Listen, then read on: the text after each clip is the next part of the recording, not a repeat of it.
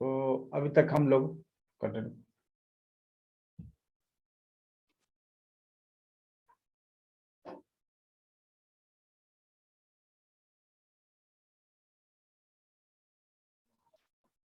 अभी हम लोग जो है ना त्रिदोष के बारे में जाना कि किस तरह से तीन दोष हैं और दोष के अनुसार हमारा शरीर किस तरह का होता है, नेचर किस तरह का होता है।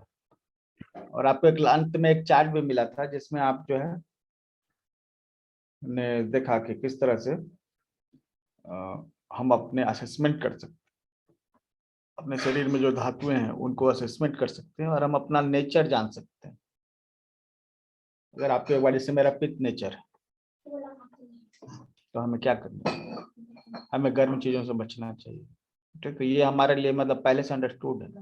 अब जो है हम इसके हिसाब से चलेंगे तो हमारा जो है बहुत कुछ जो है हेल्दी रहेंगे हम। ठीक है, हमें मालूम रहेगा कि हमें करना क्या है क्या नहीं करना है, गाइडलाइन हमें मिल जाता है।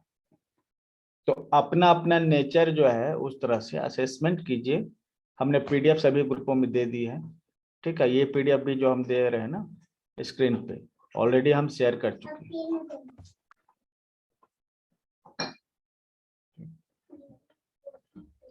अब जो है शरीर को निर्माण करने वाले तत्वों में जो सबसे महत्वपूर्ण जो है, जैसे अब हम बात कर रहे हैं धातुओं की।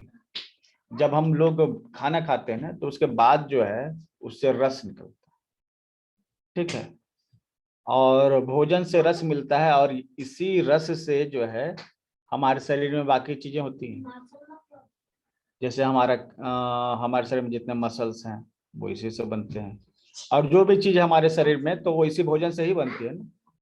आखिर आपके शरीर में कोई भी चीज, आपका शरीर फैलता है, सिकुड़ता है, तो जो शरीर में जो कुछ भी है कहाँ से आता है? क्या हवा से? भोजन से। जल को भी हम भोजन का ही मानेंगे। ठीक है, तो भोजन के द्वारा जो है हम लोगों को ये प्राप्त होता है। ठीक है फ्रेंड, और भोजन से एक उसका रस निकलता है। ठीक है, ये पहला जो है मतलब कि अब जितने भी शरीर में टिश्यूज हैं, कोशिकाओं के समूह को जो है टिश्यूज करते हैं। बहुत सारी कोशिकाएं जो एक जैसे काम करती हैं मिलके, उनको हम लोग टिश्यूज करते हैं। ठीक है, तो हमने बॉडी को यहाँ पर जो है 7 हिस्सों में बांट दिया है। पूरा शरीर जो है इन 7 हिस्सों में बट जाएगा, और ये 7 हिस्से जो हैं यही जो है मतलब हमारे बॉडी में जो 7 तरह की चीजें हैं, जैसे हड्डी हो गया, ब्लड हो गया, इन सभी चीजों को 7 कैटेगरीज में डिवाइड किया गया। आयुर्वेद में देखा गया कि ये जो है इनका एक सीक्वेंस बना हुआ है। मतलब एक जो हर जो मतलब के टिश्यूज हैं वो एक दूसरे को कनेक्टेड होती हैं और कुछ उनमें रिलेशनशिप होता है। तो सप्त धातुओं के बारे में आज हम लोग जानेंगे, क्योंकि ये धातुएं 7 हैं, मतलब 7 तरह के हमारे बॉडी पार्ट्स हैं। ठीक है, इसलिए जो है 7 तरीके के हमारे जो धातु हैं एक एक करके चले उसमें साथ हम लोग बढ़ते हैं। ये गिनती में 7 है। अच्छा, कुछ लोग इसकी संख्या कम ज्यादा बता सकते हैं। अलग अलग ग्रंथों में कहीं 8 है, कहीं 7 है, कहीं 9 है। ठीक है, तो ग्रंथों के अनुसार इसकी संख्या जनरली 7 ही है ना।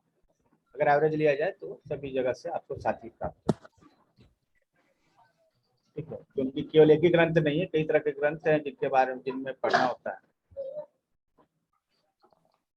अब जो है सबसे पहले हम लोग का जब भोजन हम लोग खाते हैं तो उससे बनता है रस, तो हम लोग कहते हैं प्लाज्मा। और ये प्लाज्मा जो है हमारे भोजन का एक्सट्रैक्ट है। ठीक है, और हमारा भोजन जो है एक्सट्रैक्ट करने का काम, भोजन से जो रस जो है निकलने का काम, ठीक है, ये आंतों में होता है। आंतों में क्या होता है, जो भोजन हम लोग खा रहे हैं उसका रस जो है रक्त में मिलता है। ठीक है, तो अब यह जो रस है जो ब्लड में मिल जाता है, ये सबसे पहला धातु कहलाता है। ठीक है। हमारे ब्लड में जो प्लाज्मा होता है, मतलब कि रक्त में ब्लड सेल्स है, ब्लड सेल्स के अलावा जो हिस्सा बचता है, ठीक है, वो प्लाज्मा कहलाता है। और जो हम लोग भोजन करते हैं ना, तो जो न्यूट्रिशन पार्ट है वो ब्लड में जमा होता है, तो वो प्लाज्मा ही बनाता है। ठीक है। तो प्लाज्मा जो है पहला आपका धातु है, और इससे ही रस करते हैं। मतलब भोजन करते हैं तो रस, हम लोग कहते हैं कि रस इसका हमारे शरीर में वाटर के पास भी ही रस। क्या दिक्कत है किसी को आवाज में या स्क्रीन में? नहीं सर, ठीक है जी सर, बिल्कुल ठीक है। Okay okay. तो अब जो है रस जो है ब्लड में जाएगा ना, तो फिर रक्त भी वहीं से बनेगा, रस से ही रक्त बनेगा। मतलब बॉडी में जो हीमोग्लोबिन बनेगा, ठीक है, ब्लड हम लोग जिसे कहते हैं, ब्लड जो रेड पार्ट होता है, वो इस न्यूट्रिशन से ही बनेगा। मतलब कि अगर रस आपका मजबूत होगा तभी आपका रक्त भी मजबूत होगा। तो पहले भोजन अच्छा होगा तो फिर रस भी अच्छा होगा, रस अच्छा होगा तो फिर रक्त भी अच्छा होगा। ठीक है। और अगर रक्त अच्छा होगा तो फिर मसल्स भी तैयार होंगे। आपके मसल्स को जो है न्यूट्रिशन जो है इसी ब्लड से मिलता है। ठीक है। तो मसल्स तैयार भी होंगे और उनमें न्यूट्रिशन भी होगा अगर ब्लड अच्छा रहेगा। और जब मसल्स में मतलब कि मसल्स अच्छे होंगे, ठीक है, यस, आई म्यूट।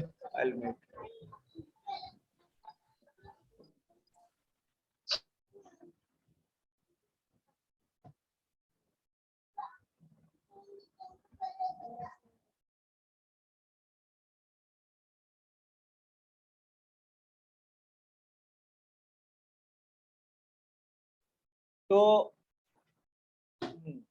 अगर आपका जो है ना, ये आपका मांस जो है, ठीक है, अगर वो मजबूत है तो वो क्या है ना, उससे फैट का निर्माण होगा।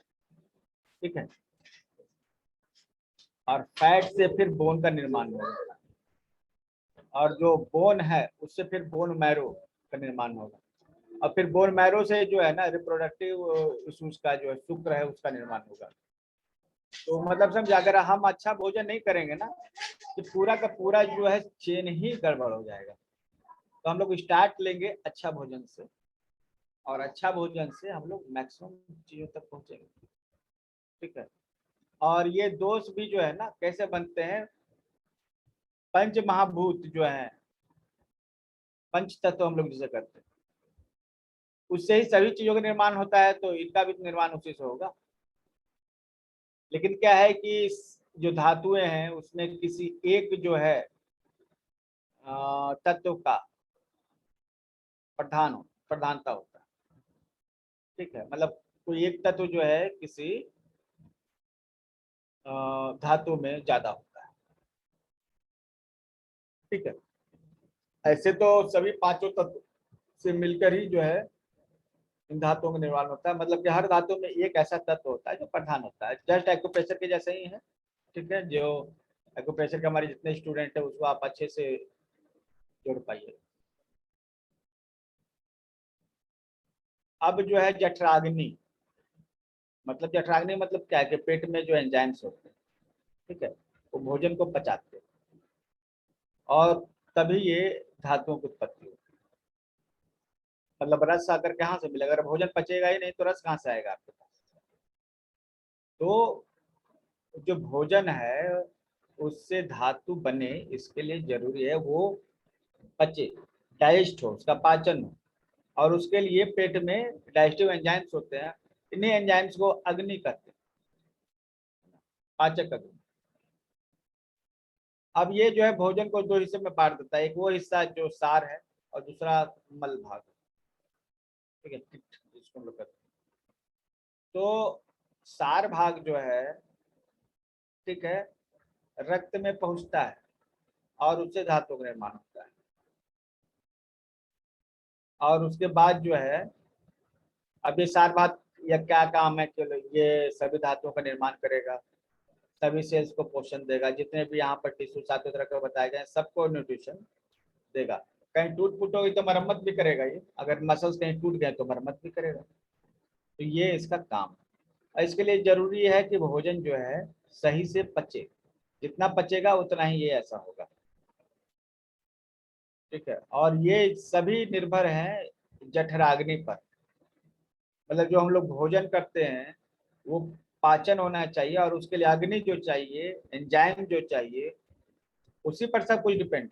अगर हमारे शरीर में पाचन तंत्र सही नहीं होगा, अग्नि नहीं होगी, तो सभी ये धातुएं इस तरह से कुछ बनेगा नहीं। ठीक है,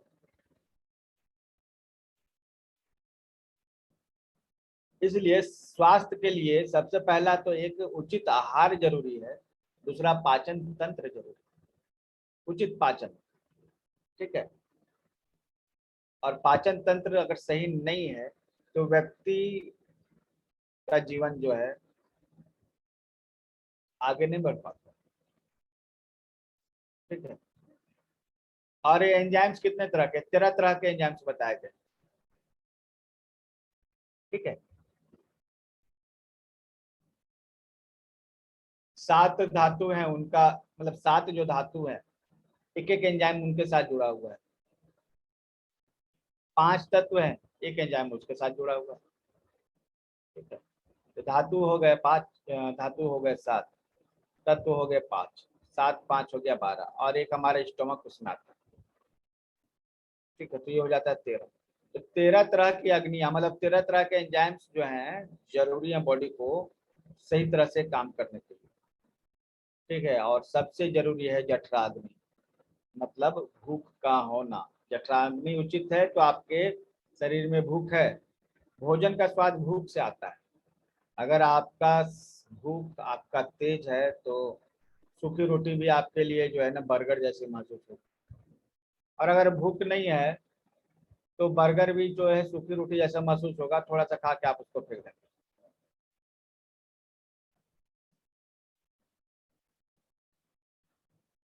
ठीक है फ्रेंड्स, तो भूख जरूरी है। भूख ये बताता है कि हाँ आपके शरीर में जो है, ठीक, ये चीजें मौजूद हैं। 3 दोष हैं, 7 धातु हैं, पंच महाभूत हैं, सभी धातु से निर्भर होते हैं। ठीक है,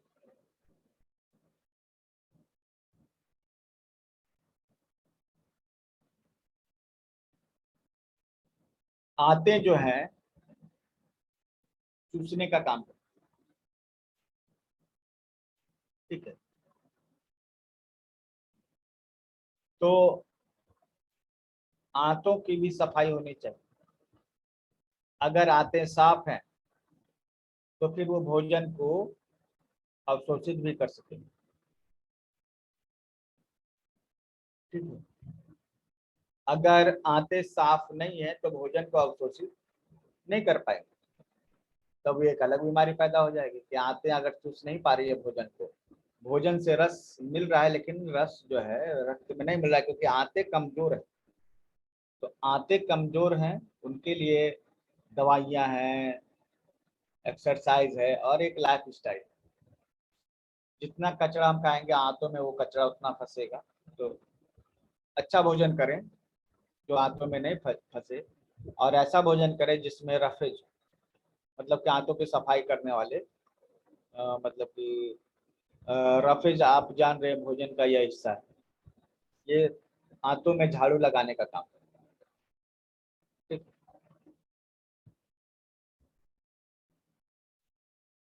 अब यह जो रस जो है आंतों में गया और फिर वहां ब्लड में चला गया। ठीक है, और ब्लड जो है जब न्यूट्रिशन को पाता है तो पूरा चक्कर लगाता है बॉडी का और जाता है वो लीवर के पास। ठीक है, लीवर उसमें जो है ना रंग डालता है। जो हमने रंजक पित्त सुना था ना कि एक पित्त है जो रंजन करता है, कलर करता है, तो ये रंजक पित्त होता है जो लीवर में रक्त से मिलता है और उसको रंग देता है।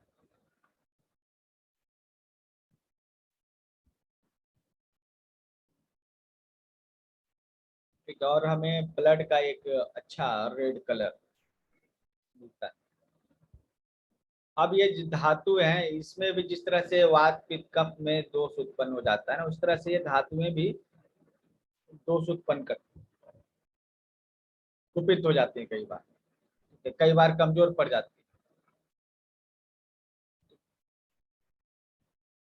तो मेनली क्या है ना कि त्रिदोष जो है, वात पित्त कफ अगर प्रकोपित नहीं होंगे तो फिर ये धातुएं भी प्रकोपित नहीं होंगी, क्योंकि इनको गणना करने का काम तो दोष ही करते हैं। अगर त्रिदोष है आपके शरीर में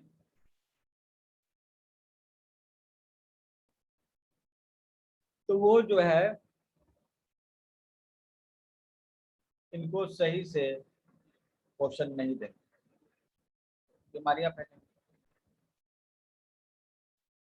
क्योंकि दोष जो है ना इन सातों धातुओं को दूषित करता है। अब जो है अलग अलग बीमारियां पैदा हो जाएगी। जैसे रस से, अगर रस धातु में कोई गड़बड़ हो गई, ठीक है। नमस्कार फ्रेंड्स, जो अभी ने ज्वाइन किए सभी को।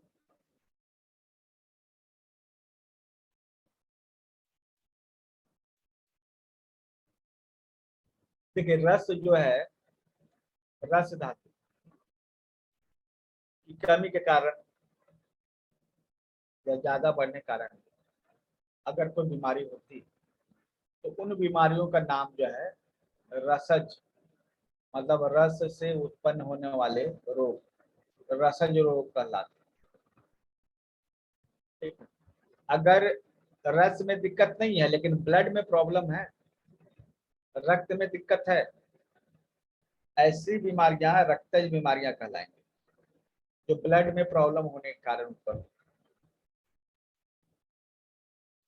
मांसज रोग, जो मांस में प्रॉब्लम होता है, तो मेदज, अस्थिज, ठीक है, शुक्रज, ये सभी जो जो दो ये जिस धातु में बीमारी हो जाती है ना, उसके नाम से वो रोग का नाम रखते हैं। कोई एक रोग नहीं है, बहुत सारे रोग हो सकते हैं। ठीक है, थोड़ा एक एक करके हम धातु के बारे में हम लोग थोड़ा चर्चा कर लें और देखते हैं। रस धातु सबसे पहले जो है, इसका काम है संतुष्टि करना। अगर आपको संतुष्टि ना मिले तो इस रस धातु की कमी ये संतुष्टि प्रदान करता है। अगर देखिए अभी क्या है, संतुष्टि जब हम लोग भोजन करते हैं तो उसमें भूख लगती है, ब्रेन को सिग्नल जाता है कि खाना खिलाओ, तो खाना लाने का जो एक सिग्नल जाता है ब्रेन को,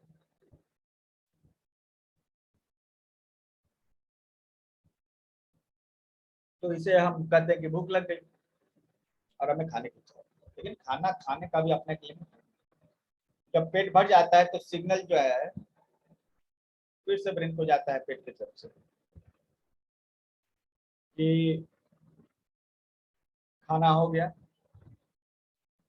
अब और खाने की जरूरत नहीं है। तो ये ब्रेन को सिग्नल जाता है, तो हमें तृप्ति का महसूस होता है, भाव संतुष्टि महसूस होती है। तो अगर रस रहेगा, रस बनेगा भोजन से, तो संतृप्ति का अनुभव होगा।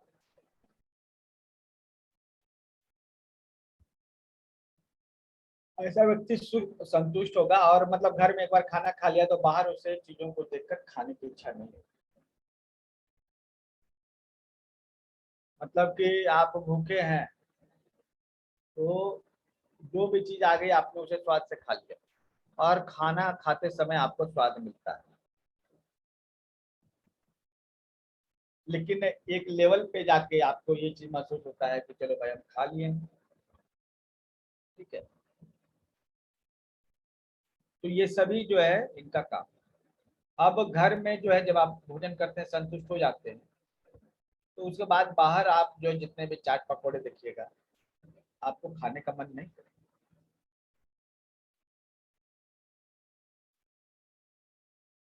इसलिए घर में खाना जो है जरूरी कहा जाए। तो हमने बताया कि जो व्यक्ति जैसा भोजन करता है, मतलब कि जिस तरह जो व्यक्ति भोजन जो बनाता है उसके स्वभाव प्रेम भोजन में मिल जाते हैं, जो कि होटल वाले भोजन में प्रेम वगैरह मिलने वाला नहीं। ठीक है, तो ये रस का काम है। अब जो है कई बार जो है ना हम लोग ऐसा भोजन करते हैं जिससे रस बढ़ जाए। ठीक है, जो हम लोग भोजन करते हैं उससे हमको ज्यादा रस मिलता है, तो हमें बीमारियां होंगी। कैसी बीमारियां होंगी? जिस तरह से कफ बढ़ने पर जो बीमारियां होती है सब उसी तरह की बीमारियां होंगी, जैसे पाचन शक्ति की कमी, जी मितलाना, लार टपकना, उल्टी, आलस्य। ठीक है,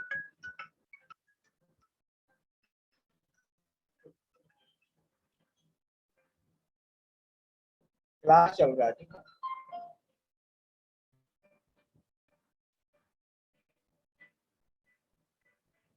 ठीक है, ठीक है, क्लास के बाद जो है तो डिस्टर्ब होगा, वाईफाई से जो होगा।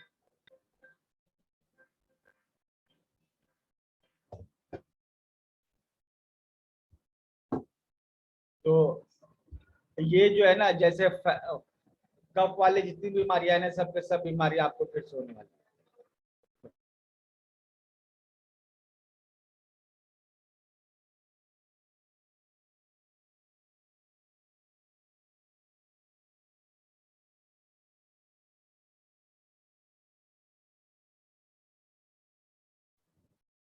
तो यही कफ वाले जितने उपाय है ना आप कर दीजिएगा। ठीक है, तो जब रस आपके शरीर में बढ़ जाए। ठीक है? अब जो है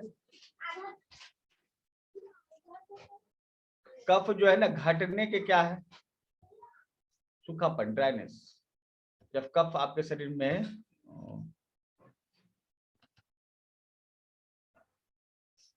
घटता है, ठीक है, तो आपको ड्राइनेस के लगने वाले।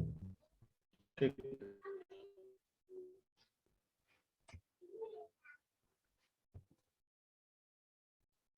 मुंह में सूखापन महसूस होगा, थकान होगा।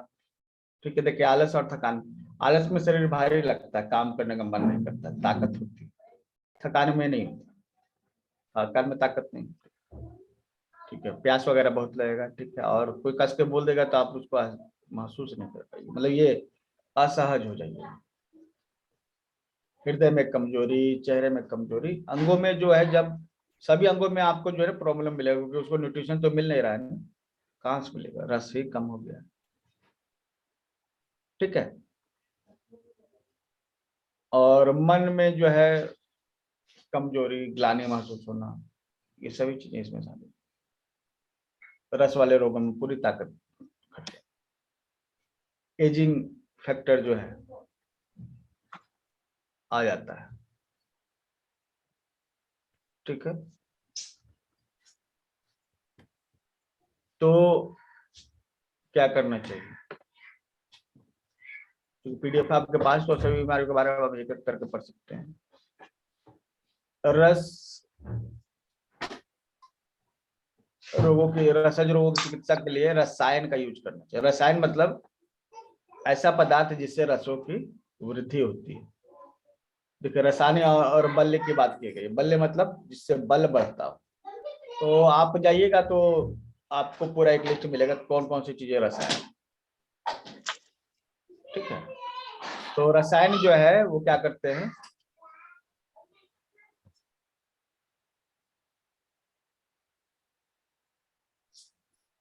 रसायन जो है रसों की वृद्धि करता है। बल्य मतलब बल की वृद्धि। तो इस तरह रसायन और बल्यों का उपयोग करके हम रस धातु को जो है बढ़ा सकते हैं। ठीक है,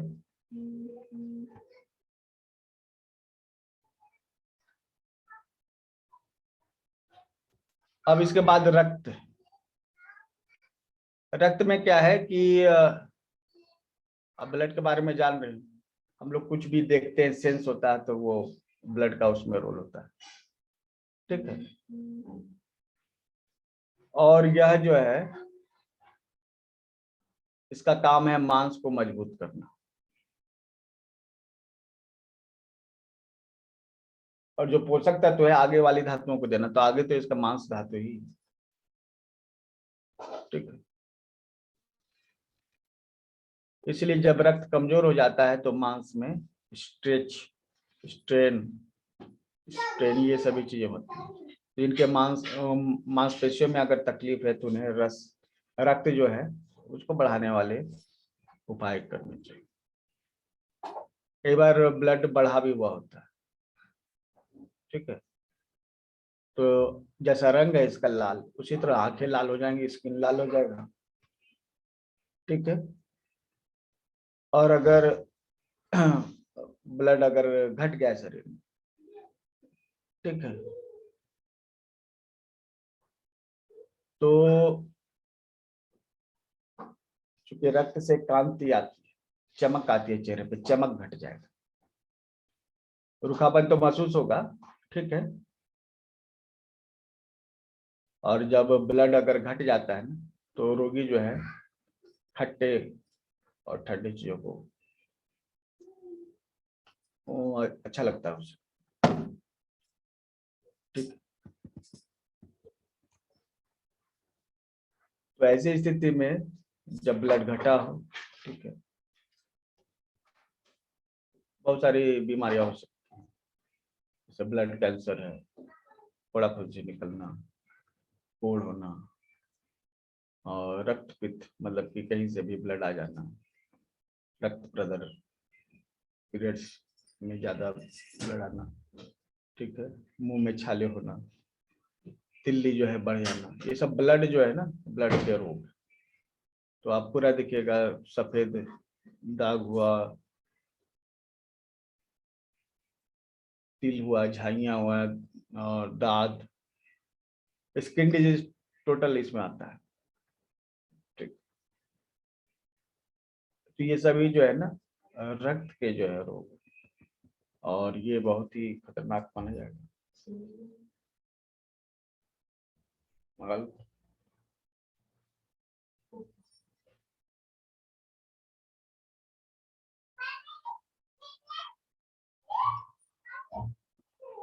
ब्लड जो है उसमें जो प्रॉब्लम दो तरह का आ सकता है, ये तो या तो एसिडिक हो जाएगा ज्यादा, तो उसको डिटॉक्स करना चाहिए, रक्त शुद्धिकरण हम लोग जो करते हैं।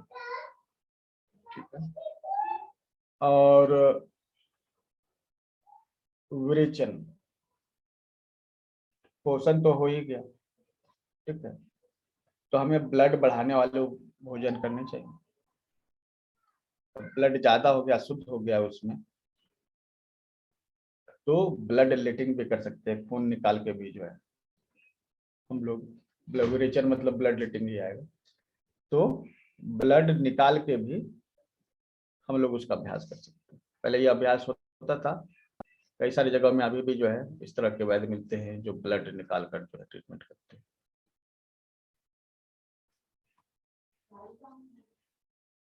चलिए आगे हम लोग जो है मांस खाते हैं। अब मांस का काम क्या है? बॉडी को सपोर्ट करना, शेप देना। ठीक है, जिस मकान में सीमेंट का काम है उसी तरह बॉडी में मसल्स का काम है। ब्लड के बाद जो अगला धातु है मांस है, मसल्स है। ठीक है, देखिए मांस जो है ना मूस शब्द से बना है। मांस को अगर आप देखिएगा तो उसकी संरचना मूस जैसी होती है। मूस मतलब क्या? मसल, ये मूस मतलब चूहा। ठीक है, तो मूस शब्द से ही जो मूस के जैसा मतलब जो है वो है मांस। ठीक है, अब देखिए इंग्लिश में मूस जो है MUS से ही मुसल बना है। मसल जो है मूस शब्द से ही बना है, और मांस भी मूस शब्द से ही बना है। तो ये तो स्पष्ट रूप से जो है बताता है कि ये जो शब्द जो आए हैं आपके इंग्लिश में, जैसे स्वेद स्वेट हो गया, मांसल मसल हो गया। ठीक है, इस तरह से बहुत सारी जगह पे आएगा। सिरोब्रह्म जो है यह शब्द है ब्रेन के लिए, वहां पर सिरोब्रह्म की जगह सेरिबेलम आ गया। सेरेब्रम आ गया। अस्थि जो है वही अंग्रेजों के पास पहुंच के वो ऑस्टियो हो गया। हम लोग अस्थि बोल रहे हैं, वो ऑस्टियो बोल रहे हैं, ऑस्टियोपोरोसिस, ऑस्टियोमाइलिटिस। ये सभी जो है ना संस्कृत के शब्द अस्थि से बने हुए। तो ये स्पष्ट रूप से बताता है कि जो ज्ञान है ग्रीक या लैटिन में, जहां से अंग्रेजों की उत्पत्ति हुई, इंग्लिश की उत्पत्ति हुई, वो ज्ञान जो है संस्कृत का दिया हुआ ज्ञान। संस्कृत जानने वाले लोगों ने ही वो भाषा तैयार की। तो अब ये पूरा अलग डिफरेंट हो गया है, लेकिन मूल रूप से यही है कि जो संस्कृत के जानकार थे उन्हीं लोगों ने वहां पर जो है सभ्यता की नींव रखी और वहां लोगों को सिखाया, नॉलेज दिया।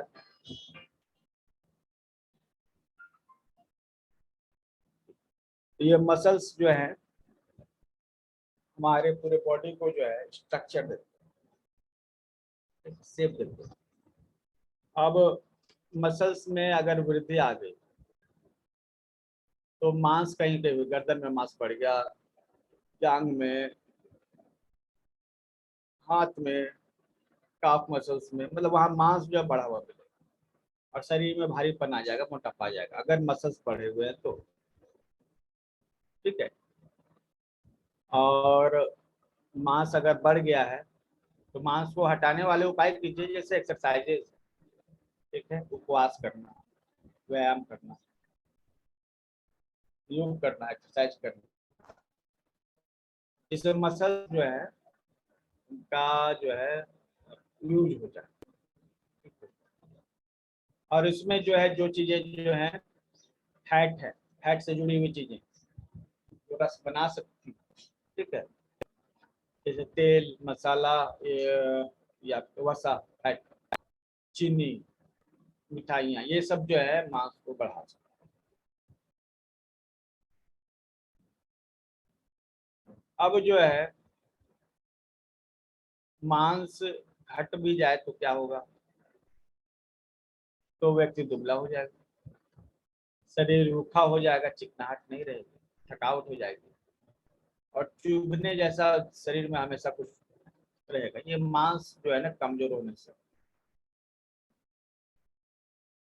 और ब्लड जो है, ब्लड के जो वेसल्स हैं वो दिखेंगे बाहर से आराम से।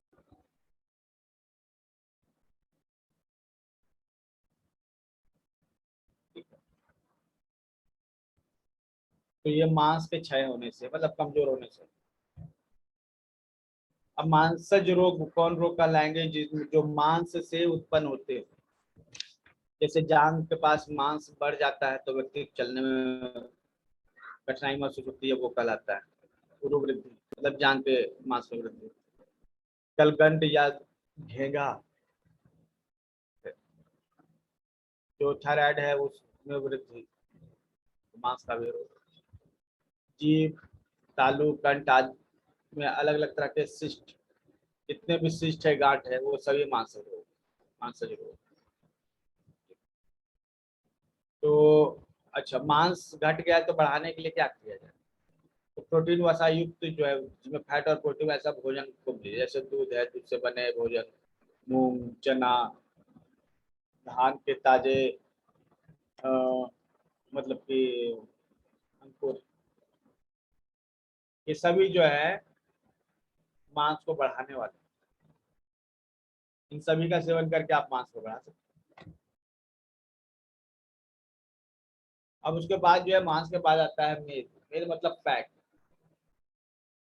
शरीर में चर्बी होती है, फैट होता है, इसका काम है बॉडी को चिकनाहट देना। कहीं गिर जाइएगा तो ये फैट जो है ना शॉक ऑब्जर्वर का काम करता है।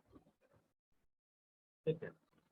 ये इसलिए जो मोटे लोग गिरते हैं ना तो थोड़ा संभाल लेते हैं, लेकिन पतले लोग गिरते तो चोट लगती है। तो मोटे लोगों को जो है ना शरीर जो है कुशन की तरह होता है, उनमें फैट। ठीक। और इससे मजबूती आती है, चिक, चिकनाहट आती है, दृढ़ता आती है। और अगर ज्यादा फैट हो गया तो शरीर में ये सभी लक्षण आपको बढ़े हुए मिलेंगे। ठीक है।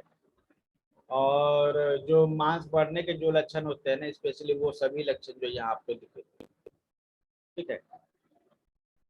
और साथ ही जो है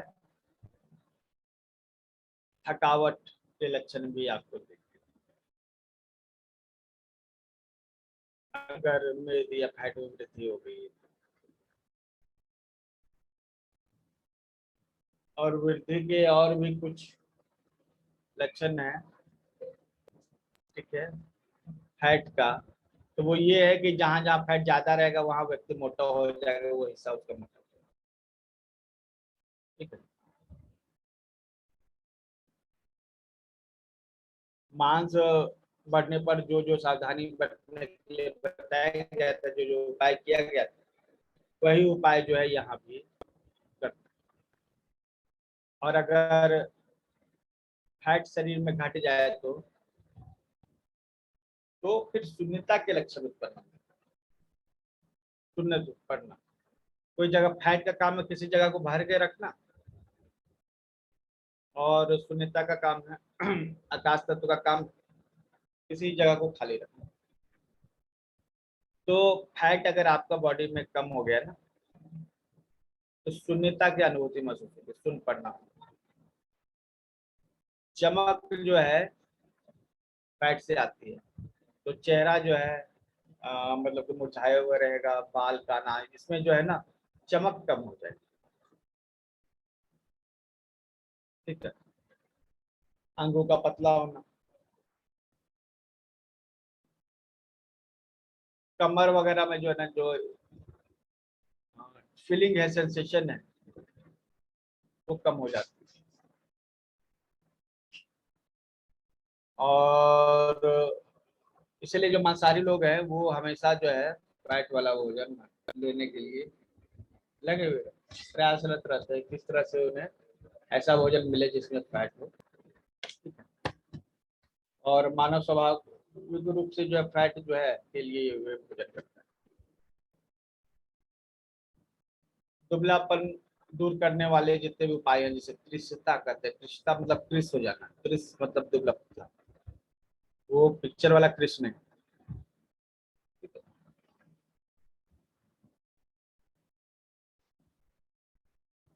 तो ये जो है जितने भी फैट है, फैट रोग जो होते हैं उन्हें मुंह का स्वाद मीठा लगता है, मेदे रोग जिसको करते हैं, हाथ पैर में जलन हो गया, बाल का उलझना, इसके बाद बहुत उलझते हैं, वो जो है फैट के कमी के कारण। ठीक है। मुंह, कंठ, तालू ये सब सूखना, तो बहुत सारे हैं बीमारियां, तो एक लिस्ट है, आप इस लिस्ट को देख के समझ सकते हैं कि आपको कहाँ किस तरह का प्रॉब्लम। इसलिए हमने पीडीएफ दे दिया है ताकि आप लोग अपना डीप स्टडी कर लें।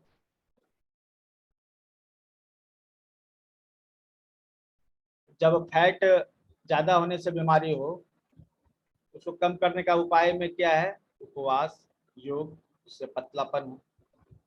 ठीक है। और अगर फैट कम हो गया और दुबले पतले हो गए तो रसायन का सेवन करें, दूध, घी, चिकने पदार्थों का सेवन करें।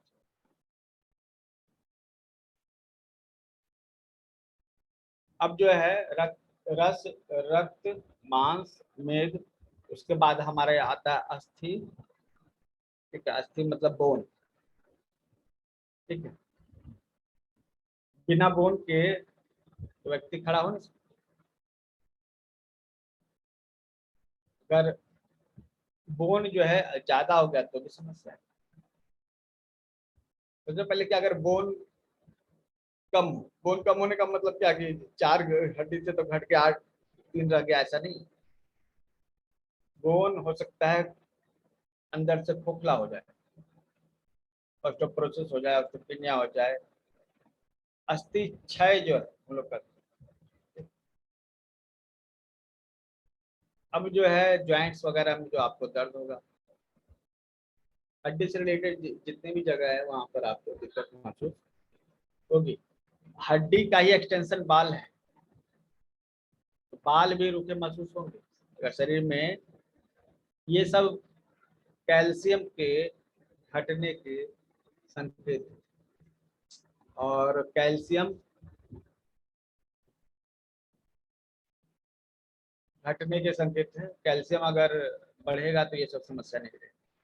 ठीक है, और कैल्शियम चाहिए आपको। ठीक है, तो सबसे पहले तो जो पानी है आपका,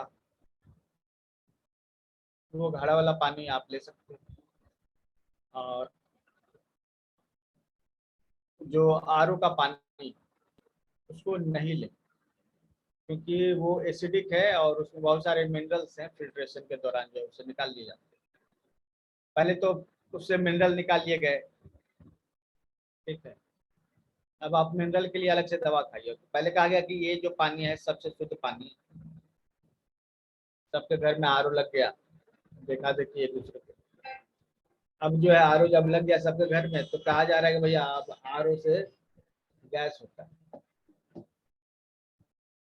ठीक है, ब्लड जो है उसमें एसिडिटी बढ़ती है, क्योंकि ये आरओ का पानी जो है ना एसिडिक। ठीक है, तो अगर आप चाहते हैं कि आपके शरीर में जितने भी मिनरल्स वगैरह रहे, तो मिनरल्स कहाँ मिलते हैं? मिनरल्स मिलते हैं मिट्टी में, उसके अलावा कोई दूसरा जगह है नहीं। तो मिट्टी का जो है घड़ा, उसमें सभी मिनरल्स मिल जाएंगे।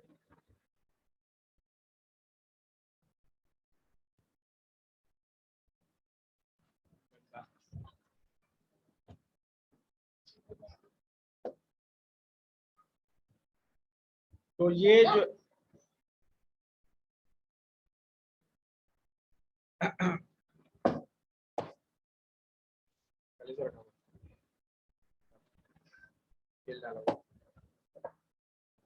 ये देखिए, इस तरह से जो क्या है ना कि आप आरओ का जो पानी ले रहे हैं वो निश्चित रूप से आपके शरीर में कैल्शियम को घटाने वाला है, जितने भी मिनरल्स को घटाने वाला है। और घड़ा आप एक ले आइए। घड़ा जो है ना, घड़ा का ही पानी, घड़े में जो है अगर थोड़ा सा गेहूं के साइज का चूना आप डाल दीजिएगा, या फिर चूने का पानी आधे चम्मच डाल दीजिएगा, तो कभी भी कैल्शियम की कमी नहीं होगी। घर में सभी को कैल्शियम की जो है पूर्ति हो जाएगी। दूसरा है कि जो भोजन, ये जो आरओ का पानी होता है उसमें सभी विटामिन वगैरह तो निकाल लिए जाते हैं, मिनरल निकाल लिए जाते हैं। तो वह जो है ना एक एसिडिक वाटर। तो इतने दिन तक कहा गया कि ये बेटर वाटर, अभी कहा जा रहा है ये एसिडिक वाटर है। और अब जो है अल्कलाइन वाटर का कॉन्सेप्ट लाया जा रहा है कि आप ऐसा जो अल्कलाइन वाटर का जो है ना आप बैठा लीजिए प्लांट।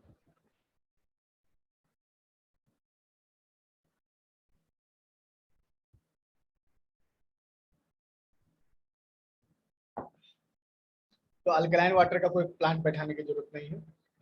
आप घड़े में जो है चूना थोड़ा सा डाल दीजिएगा, या चूना का पानी आधा चम्मच, उससे आपको अल्कलाइन वाटर बन जाएगा। इससे अल्कलाइन कुछ नहीं, सबसे अच्छा शरीर के लिए, जिससे कैल्शियम की भी कमी पूरी होगी। तो हड्डी अगर कई बार बढ़ जाता है, उसके भी कुछ लक्षण।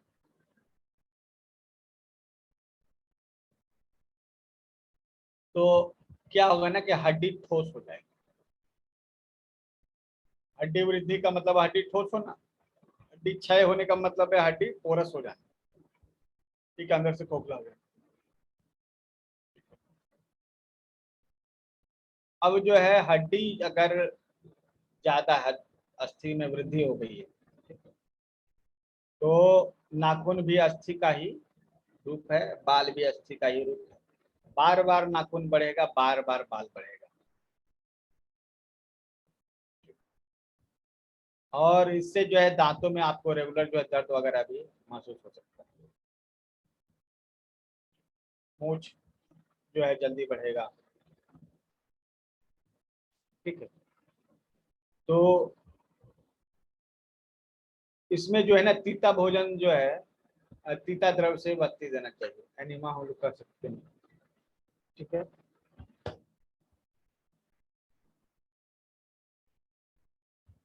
तीता भोजन जो है करना चाहिए। ठीक है, और अगर बोन कमजोर हो गया है, कैल्शियम वाला भोजन खाइए, दूध, मट्ठा, पनीर, आ, मट्ठा ही को तक्र कहेंगे, ठीक है, ये सब लीजिए। और जो सूखे मेवे होते हैं, मूंग है, चना है, ये सब जो सूखा ड्राई हम लोग लेते हैं, उससे जो है बहुत सारा कैल्शियम आपको मिल जाएगा शरीर के लिए। ताजे फल, ये एक चीज ध्यान रखिए कि ये जो विटामिन डी है सूर्य की रोशनी में बनता है। आपका शरीर में कैल्शियम होने से आपका विटामिन डी का कमी पूरा नहीं होता। आप कितना ही कैल्शियम का गोली खा लीजिए या फिर चूना आप डाल के पीते रहिए, लेकिन वो विटामिन डी में कन्वर्ट तो होना चाहिए ना। विटामिन डी में कन्वर्ट तभी होगा जब 15 से 20 मिनट आपके छाती पर सुबह की धूप पड़ेगी, और आपके पीठ पर जो है वही 15-20 मिनट जो है आपके धूप पड़ेगी। अब इससे ज्यादा भी नहीं, कम भी नहीं, आप इतना भी ले लीजिए, धूप बहुत है। और इस धूप से जो है आपको थोड़ा अर्ली सनराइज में जो है वॉक कीजिए, मॉर्निंग वॉक, तब जो है धूप जो है ये आपके शरीर में कैल्शियम को विटामिन डी में कन्वर्ट कर देगा। ध्यान रखिए उस समय पानी भी होना चाहिए आपके आंतों में, बड़ी आंत में जो है पानी होना चाहिए। तो पेट में आप कचरा डाले हुए हैं, उसके बाद आप वॉकिंग पे निकल रहे हैं, आप सोच रहे हैं कि इससे आपको विटामिन डी मिलेगा, तो भी नहीं मिलेगा, तो भी आपको नहीं मिलेगा। आपको जो है ना पानी जो है सुबह में आंतों में रखना होगा, आंतों में पानी रहेगा तो ही ये कैल्शियम विटामिन में कन्वर्ट होगा, ठीक है। इसलिए पेट साफ रखना बहुत जरूरी है। और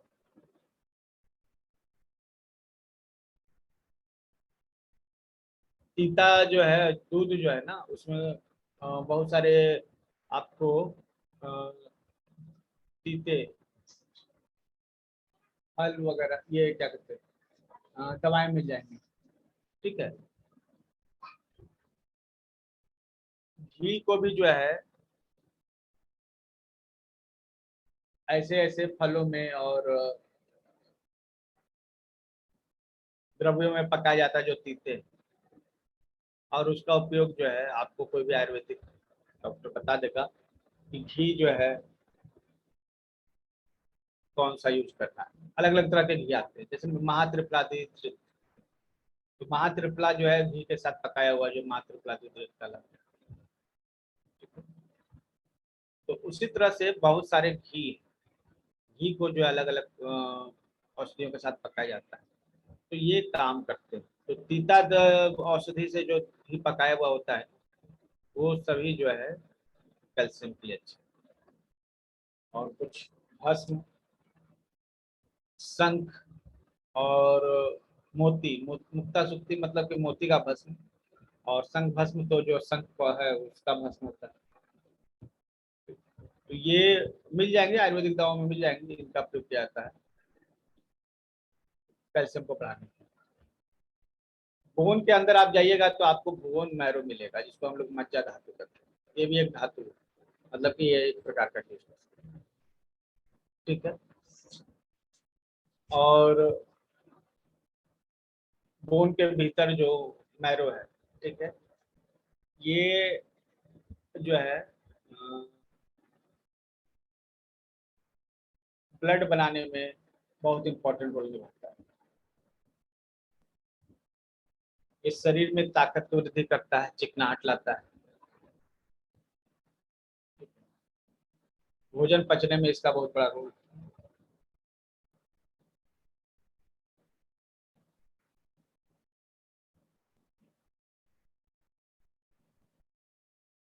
अभी जो है हड्डियां जो हैं खोखली महसूस होगी, आपको ऑस्टियोपिनिया हो जाएगा, ऑस्टियोपोरोसिस महसूस होगा, अर्थराइटिस महसूस होगा, अगर उसमें बोन मैरो नहीं। तो रूमेटाइड अर्थराइटिस वगैरह जो इसका एक मेन कारण होता है कि बोन मैरो का अभाव हो जाता है, ठीक है। तो कई लोगों का जो है अगर बचपन में ही अगर बोन मैरो की कमी हो गई तो उनका शरीर भी नहीं बढ़ेगा, क्योंकि हड्डियां ही नहीं बढ़ेगी। ये सभी जो है बोन मैरो के लक्षण में आ जाएगा।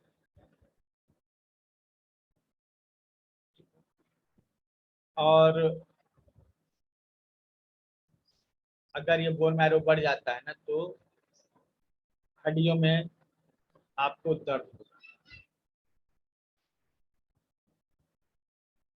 अंदर से, क्योंकि बोन मैरो बढ़ा हुआ तो एक प्रेशर बनाएगा आपके हड्डियों पर, जिससे बहुत भयंकर दर्द होगा।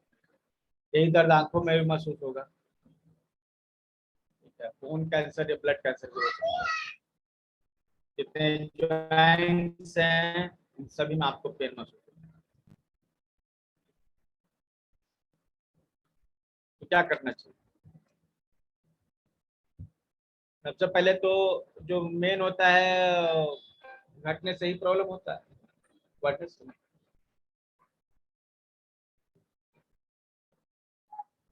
तो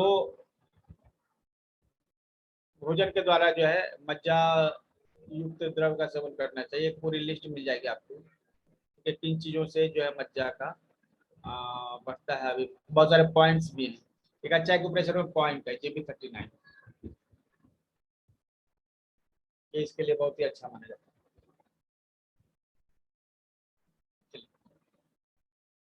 शुक्र धातु, रस रक्त मांस मेद अस्थि मज्जा के बाद हम लोग जो है शुक्र धातु कहते हैं। ये जो शुक्र जो है जो बच्चों के जन्म के लिए जरूरी होता है। महिलाओं पुरुषों में दोनों में अलग अलग होता है, और इसका काम है संतान उत्पत्ति करना। लेकिन इसके अलावा अगर इसको धारण किया जाए, मतलब इसे बर्बाद होने से रोका जाए, तो यह धैर्य, पेशेंस, शूरता, मतलब डर भय नहीं होना, बहादुरी पैदा करता है।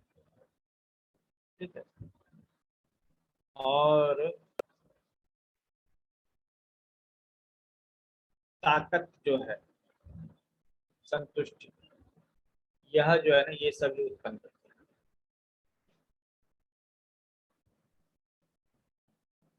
अब जो बहुत ज्यादा जो है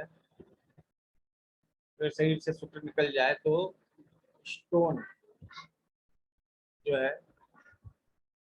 शुक्र के मार्ग में दिखाई देता है, यूरिन में स्टोन, ये और क्षय जो है, मतलब कि शुक्र धातु का क्षय हो जाए, सब कमजोरी रहेगी, काम करने की ताकत नहीं रहेगी, और नपुंसकता और इससे जुड़े हुए जो बीमारियां होंगी। ठीक है, और इसके लिए जो है अगर क्षय हो जाता है शरीर में, शुक्र धातु की कमी हो जाती है, ठीक है, तो शुक्र जो उत्पन्न होते हैं।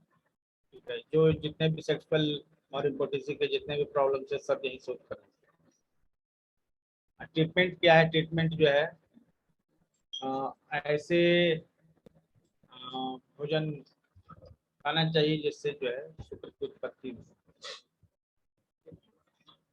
ऐसे हम लोग भोजन को वृष्य कहते हैं। वृष्य भोजन जो है वो शुक्र की उत्पत्ति करने वाला। ठीक, तो ऐसे भोजन जो मधुर हो स्पेशली उनका सेवन करना चाहिए, क्योंकि ये शुक्र को बढ़ाने वाले हो। अब जो है ये जितने भी धातुएं हमने बताई कि ये सभी इस तरह से उत्पन्न होते हैं, एक दूसरे को उत्पन्न करते हैं। इस सभी किस पे डिपेंड करते हैं? जो पाचक अग्नि है उस पर। 13 तरह की अग्नियां हैं, 7 धातु अग्नियां, मतलब कि 7 एंजाइम्स है ना, मतलब कि 7 तरह के एंजाइम्स हैं जो इस भोजन से, जो लोग भोजन करते हैं उससे उस टिश्यू को बढ़ाने में मदद करते हैं। मतलब कि एक ऐसा एंजाइम जरूर होगा जो मसल्स को बढ़ाने में मदद करे, एक ऐसा एंजाइम जरूर होगा जो आपको फैट को बढ़ाने में मदद करे।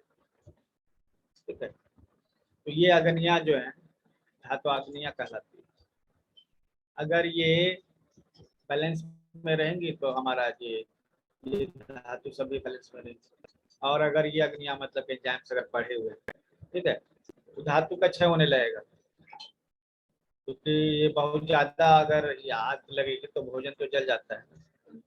ठीक है, और अगर इसी तरह जो अगर धातु अगर कमजोर हो तो मतलब कि अग्नि कमजोर हो तो धातु का पाचन सही से नहीं हो पाएगा।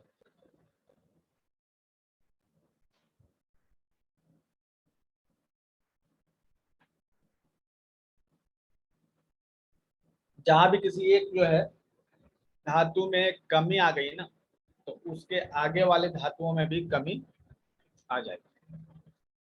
जैसे रक्त में कमी आ गई तो उसके बाद मांस है, मांस में भी कमी आएगी, फिर फैट में कमी आएगी, फिर आगे जो जितने भी चीजें उसमें कमी आ जाएगी।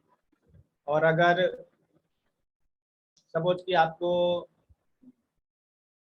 अस्थि में जो है दिक्कत, तो अस्थि के बाद मज्जा में दिक्कत होगा, तो उसके आगे वाला जो रास्ता ही है ना वो ब्लॉक हो जाता है। ठीक है, तो जहां भी कोई भी एक तत्व जो है, कोई एक धातु जो है मिस होगा तो आगे सभी जो धातुएं उसी तरह से मिस होती जाएंगी और उनकी जो है क्षय होने लगेगा। ठीक है, इसलिए जो है धातुओं को सम अवस्था में रखना जरूरी है। मतलब बैलेंस, सम मतलब जो है बैलेंस कंडीशन, और विषम मतलब जो है डिसबैलेंस कंडीशन। ठीक है, अब ये सब जो है सभी धातुओं जो है 7 धातुएं हो गई। ठीक है,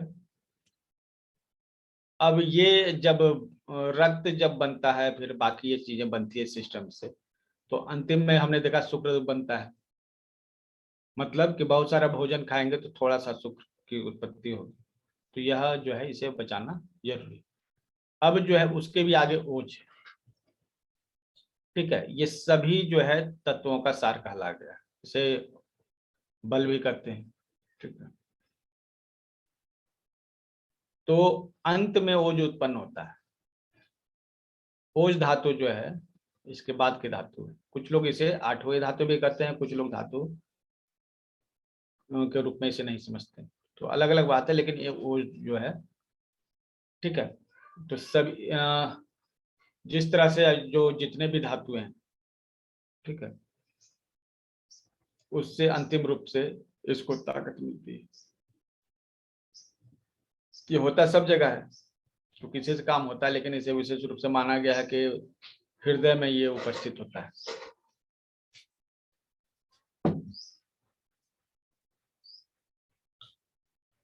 एक्यूप्रेशर में हम लोग इसको एसेंस के इक्विवेलेंट रख सकते हैं।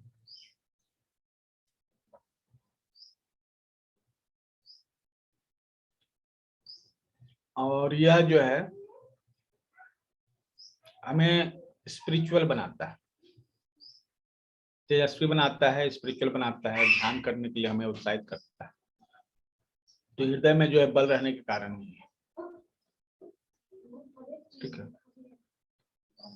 तो लाल और पीला हल्का सा कलर जो है, या फिर व्हाइट, इस कलर का होता है। और जितना ही ओज होगा शरीर में उतना ही जो है व्यक्ति तेजस्वी होगा। ठीक है, इसके 2 प्रकार है, पर और अपर। तो हार्ट में जो रहता है वो पर जो है, ठीक है, वो सिर्फ 8 बूंद होता है, और अगर ये नहीं रहेगा तो व्यक्ति की मृत्यु हो जाएगी। और जो अपर है वो पूरे शरीर में होता है, वो आधा अंजलि, मतलब कि अंजलि मतलब क्या हुआ, जो हथेली में जितना आट सके व्यक्ति का, उससे आधा होता है।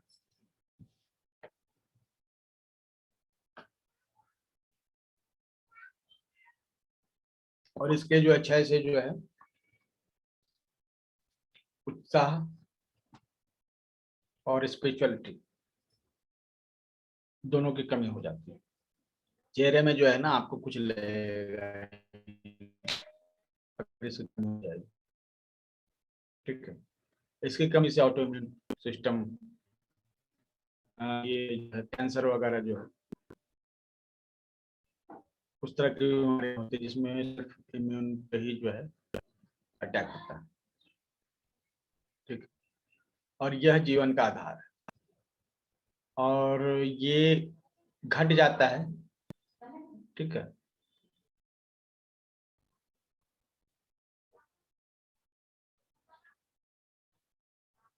बहुत ज्यादा जो है मेंटल प्रेशर और नेगेटिव फीलिंग्स आपके ओज को क्षय करती है। ठीक है। और जब हार्ट में एसेंस की कमी हो जाती है ये सब समस्या आती है। ठीक है।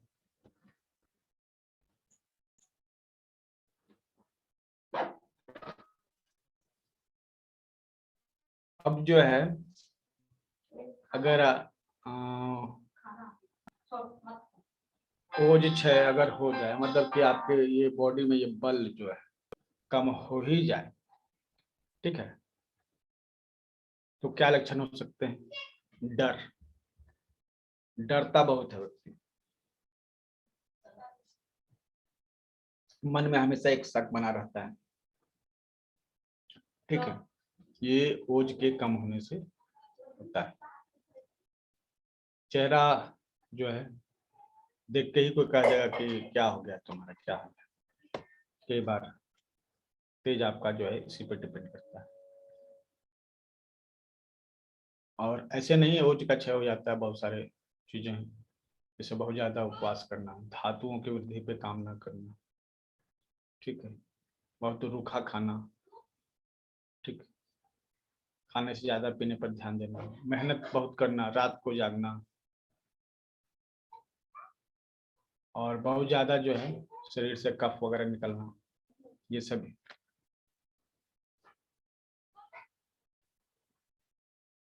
अब जो है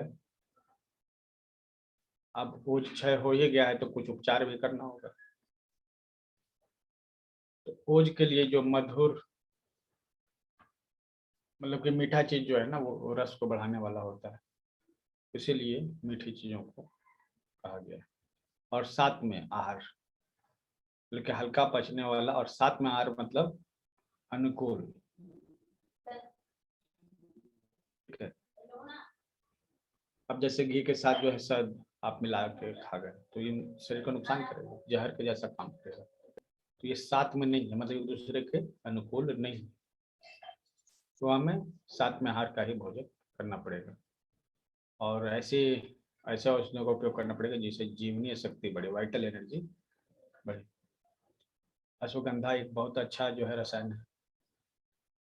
और बाजीगर माना जाता है, बाजीगर मतलब शुक्र को बढ़ाने वाली जो ट्रीटमेंट की जाती है उसे वाजीकरण करते हैं, और जो दवाएं जो होती है वो वाजीकर कहलाती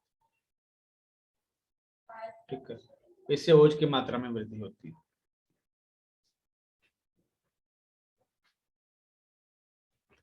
साथ ही जो है जो व्यक्ति खुश होता है उसके ओज में वृद्धि होती रहती है। ओज को बढ़ाने का वही पॉइंट है जो एसेंस, किडनी एसेंस डिफिशिएंसी का पॉइंट है। ठीक है, या फिर हार्ट इन डिफिशिएंसी के जो पॉइंट्स हैं वो सब लगाइए।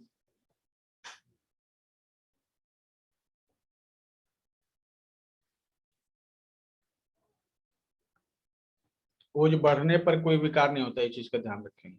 ओज घटने पर ही प्रॉब्लम होता है। ठीक है। अब जिस तरह से धातु है हमारे शरीर में, टिश्यूज हैं, ये 7 या 8 तरह के टिश्यूज होते हैं। H7, हाँ, हार्ट को ताकत H7 से मिलती है। ठीक है। किडनी और हार्ट का बैलेंस होना चाहिए, H6 और K6 से किडनी हार्ट का बैलेंस, ये दोनों काम आ सकते हैं। देखिए अभी जो है ये धातुएं जो हैं वो पोषण करती है, मतलब न्यूट्रिशन देती हैं दूसरे धातु को। लेकिन ऐसे बहुत सारे टिश्यूज हैं ना, इसके अलावा भी है जो किसी दूसरे धातु को पोषण नहीं करते। है तो शरीर का ही भाग, इसलिए धातु करना होगा, लेकिन ये पोषण नहीं करती है, इसलिए धातु नहीं कह सकते। तो हमें एक कैटेगरी मिल जाती है उपधातु की। कैंसर जो है ना,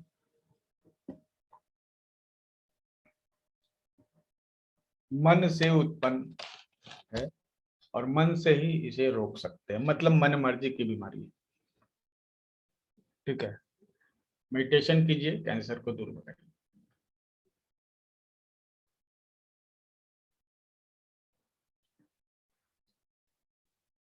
और उपधातुएं ये कौन कौन सी हैं?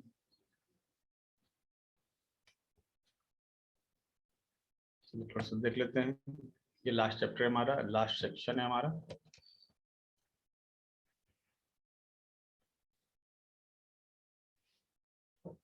दूध जो है महिलाओं को होता है, ये भी ये उपधातु में आएगा। ठीक है।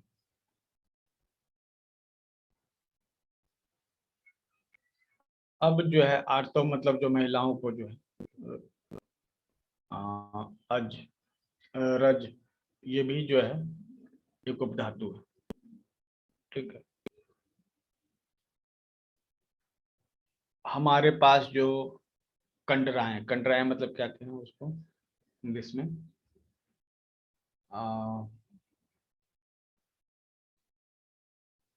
नर्स नहीं कहेंगे, ये जिससे ब्लड का सप्लाई होता है। ठीक है। धमनियां और शिराएं जिससे ब्लड का सप्लाई होता है, ये भी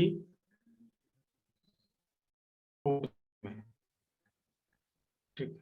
तो ये सभी उपधातु मतलब कि ये धातु की तरह दूसरों को पोषण तो नहीं करती है, ठीक है, लेकिन ये जरूरी है।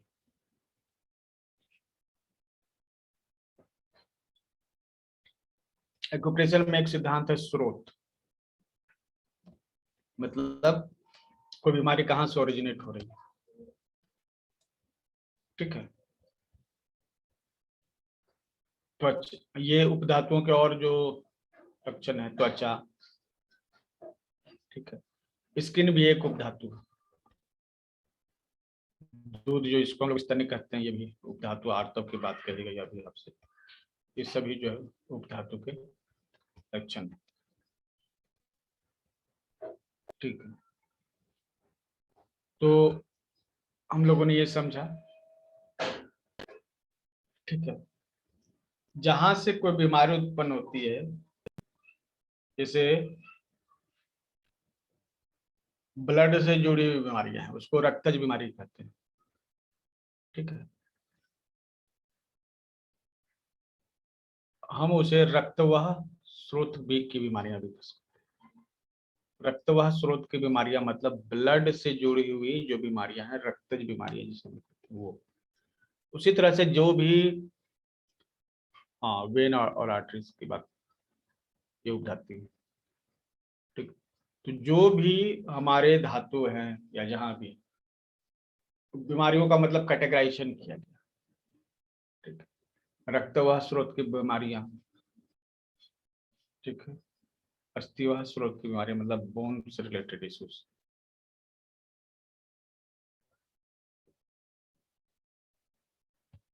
ओके। तो फ्रेंड्स, अभी आयुर्वेद का हम लोग जो बेसिक फाउंडेशन हमारा था वो ये था, जिसमें हमने वात पित्त कफ के बारे में बताए थे, दोषों के बारे में, 7 धातुओं के बारे में आपको जानकारी दी, और ये जानकारी डिटेल से हमने दी ताकि आपको इश्यू ना हो आगे जाके। और यह जो है हमारे आयुर्वेद फाउंडेशन का एक हिस्सा है। इसमें और भी चीज़ों को हम लोग ऐड करेंगे, ठीक है, जिसमें ऋतुचर्या, दिनचर्या, ये सभी चीज़ें जो है शामिल करेंगे अगली बार जब हम ये क्लास लेंगे। तो इसके रिकॉर्डिंग्स पहले दिए जा चुके थे, लेकिन डिलीट होने के कारण उसे फिर से हमने स्टार्ट किया। और यह जो है बेसिक एक्यूप्रेशर थेरेपी का हिस्सा है, जिसमें अभी क्लास जो है 6 तारीख और 7 तारीख को 2 क्लासेस देखिए 6 तारीख और 7 तारीख को बेसिक एक्यूप्रेशर थेरेपी का ये क्रैश कोर्स है। ठीक है, क्रैश कोर्स है। ठीक है, 6 और 7 को रात को 7 से 9 2 घंटे का क्लास है, एक्यूप्रेशर का स्पेशल क्लास। ठीक है, तो आप सभी उसको ज्वाइन कर सकते हैं अगर कोई लाइफ टाइम मेंबर हैं तो सही है, अदरवाइज उसके लिए एक कॉमन फी रखी गई है 15 रुपीज 2 दिन के क्लास की। तो आप चाहें तो अगर आप लाइफ टाइम मेंबर नहीं है या फिर किसी कोर्स से जुड़े हुए नहीं है तो 15 रुपीज देकर आप उस कोर्स को कर सकते हैं। इसमें आपको बताया किस तरह से एक्यूप्रेशर का यूज करके हम सेल्फ ट्रीटमेंट घर पे ले सकते हैं, खुद से ट्रीटमेंट हम कैसे करें एक्यूप्रेशर के प्रोटोकॉल्स का। उसके साथ ही आपको जो 1000 बीमारियों के प्रोटोकॉल्स दिए जाएंगे, आप उसका इस्तेमाल करके घर में ही सेल्फ ट्रीटमेंट कर सकते हैं। ठीक है, ओके। दूसरी है 8 तारीख से हम लोग का रेगुलर जो मंथली कोर्स है बेसिक एक्यूप्रेशर थेरेपी वो स्टार्ट होने वाला है 8 तारीख से 5 बजे।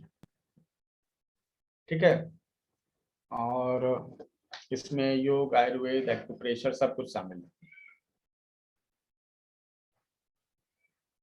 Thank you Harshal. और हमने इसके लिए जो है ना फी जो है 51 रुपीज रखी है, लाइफ टाइम मेंबर्स के लिए ये फ्री रहेगा। जो भी ज्वाइन करना चाहते हैं, जो हमारा रेगुलर नंबर है 8083299134, इस पर जो है आप 51 रुपीज पेमेंट करके आप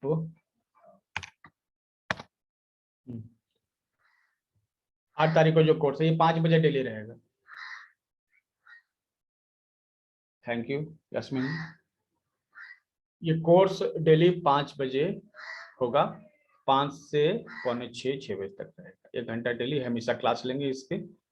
ठीक है, इसके बारे में कुछ पूछना है आपको या फिर आज जो आपने कुछ पूछना है आज के टॉपिक के बारे में तो खुद को अनम्यूट कर सकते हैं। 5 मिनट समय अभी हमारे पास, क्योंकि फिर स्विच वर्ड का क्लास 4 बजे से स्टार्ट है। एनी क्वेश्चन फ्रेंड्स किसी के पास?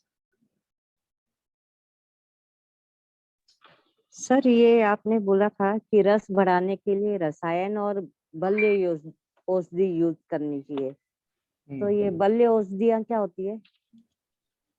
बल्य मतलब अब देखिए, अभी आप त्रिफला लेते हैं तो त्रिफला बल के लिए भी यूज किया जाता है ना। आंवला है, ये बल को बढ़ाने के लिए यूज किया जाता है। ये आपका सबसे अच्छा तो वो है सतावर भी आप ले सकते हैं। ठीक है, अश्वगंधा सबसे अच्छा बल्य है। ठीक है, ये सब जो है ताकत बढ़ाने वाले। अच्छा, ठीक है सर इनको कितने दिनों तक लगातार ले सकते हैं? सबका अपना अपना है, लेकिन कोई भी आप लीजिए 3 महीने लगातार लीजिए।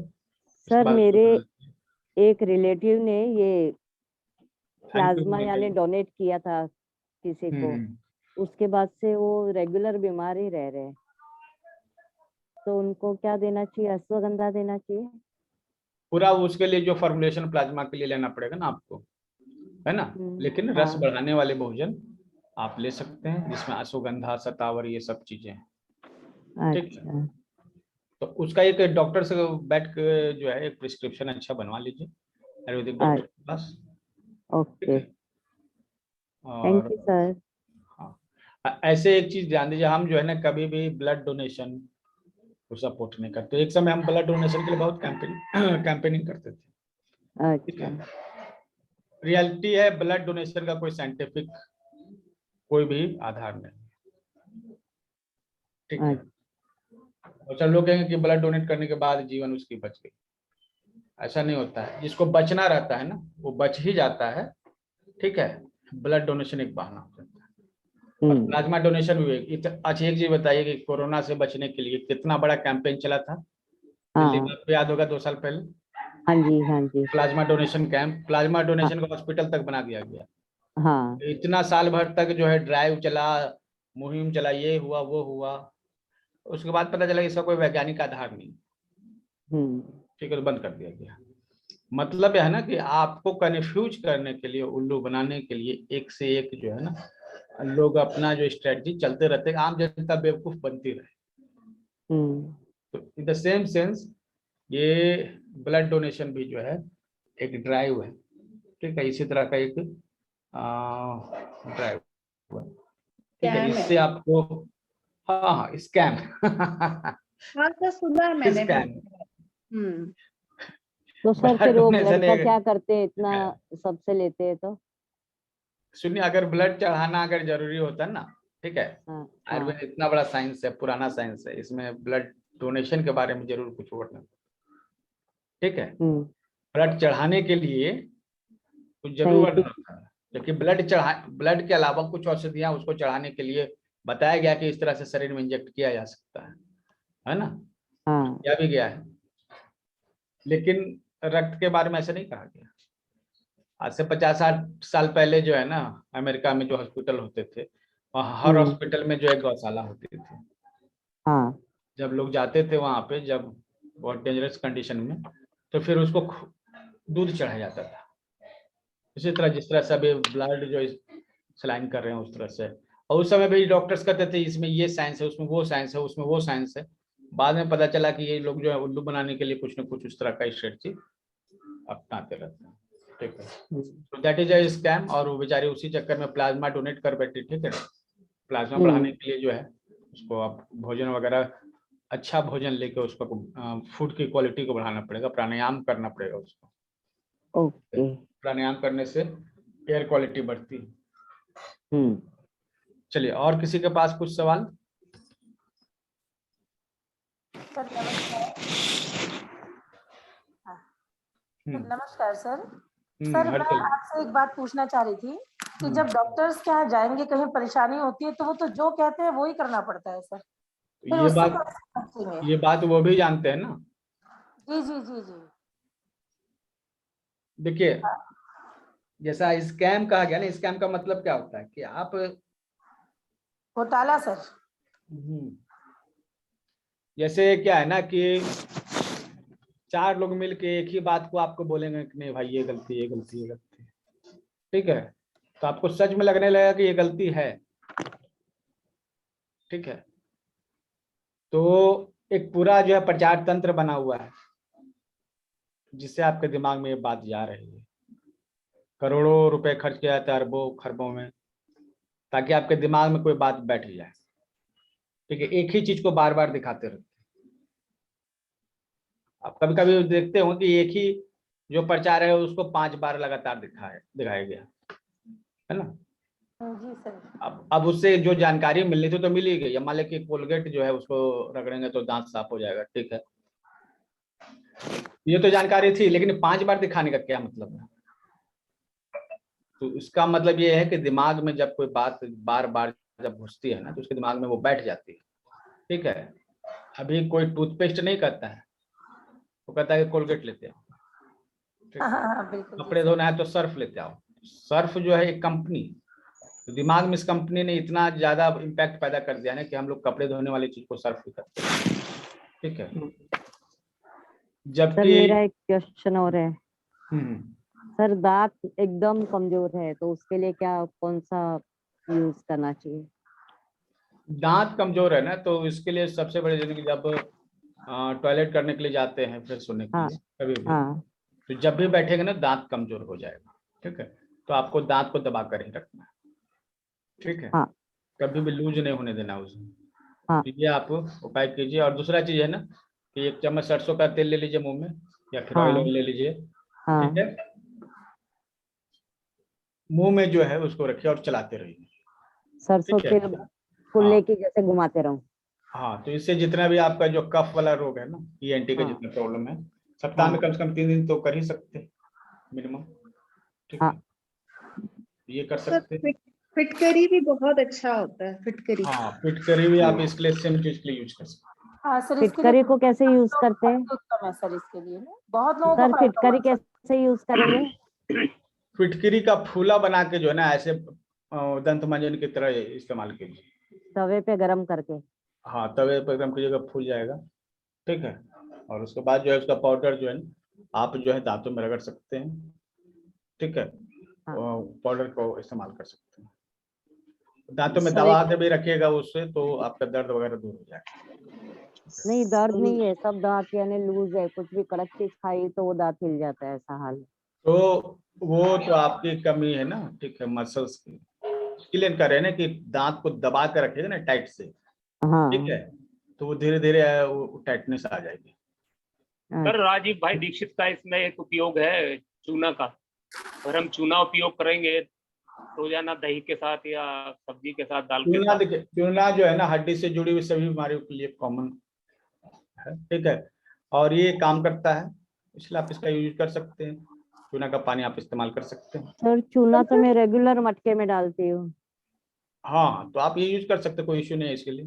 पर सर चूना को शुद्ध भी तो कुछ करना पड़ता है उसको, या चूना ऐसे ही को, हम यूज कर सकते चूना हैं जो क्या? है ना, जैसे कि देखिए वो चूना नहीं है जो मतलब पोचाड़ा करते हैं, है ना, वो चूना इस्तेमाल करेंगे जो ठंडा हो पान में जाए, जो इस्तेमाल होता है। खैनी में जो पान में इस्तेमाल होता है वो वाला चूना, ठीक है, वो वाला चूना नहीं ले आइएगा, ठीक है, नहीं जिससे नहीं जो है सर, दीवार को व्हाइट वॉश करते हैं। पान वाला लेते हैं, 8 हाँ। आने वाली ट्यूब। यस, तो वो आप इस्तेमाल कीजिए, ठीक है। गेहूं और- के दाने के बराबर आप इस्तेमाल कर सकते हैं पर डे। यस, और बहुत सारी चीजें हैं, ठीक है। सर मेरा एक क्वेश्चन है, हाँ बोलिए। ईयरफोन्स लगाने की वजह से कान में दर्द रहने लग गया है और पूरा जबड़े में दर्द आ गया, पूरे वेन्स में। तो ये जो ऑयल पुलिंग जो है ना उसको कीजिए, ठीक है, और हाँ। कान का जो है एक्सरसाइज होता है, कान का एक्सरसाइज कीजिए, ओके। ठीक है। जब योग करते हैं ना ओके। उसमें जैसे मुंह में हवा भर लेना है और कान से छोड़ने का अभ्यास करना है, ठीक है। सर ऑयल पुलिंग मतलब क्या है? मुंह में तेल रख लीजिए, 5 मिनट अंदर ही अंदर चलाइए, उसके बाद कौन सा तेल? कौन सा तेल? सरसों तेल सामान्य तेल है, और नारियल तेल, ऑलिव ऑयल भी इस्तेमाल कर सकते हैं, ओके ओके। ठीक है। अगर मुंह में जलन वगैरह रहती हो तो ठंडा दूध भी इस्तेमाल कर सकते हैं, ठीक है। ठंडा दूध सर? ठंडा दूध अगर मतलब कि मुंह में छाले वगैरह हो जाते हैं तो। मुंह में तेल रख के कुल्ला करना है क्या बाद में? हाँ, कुल्ला करना है, 5 मिनट बाद उसको थू देना है, ठीक है। Okay, thank you. Thank you sir. चलिए, स्विच वर्ड का क्लास आपका स्टार्ट होने वाला है, आज के लिए इतना ही, ठीक है। जब इसका एडवांस सेशन भी लाएंगे आयुर्वेद का,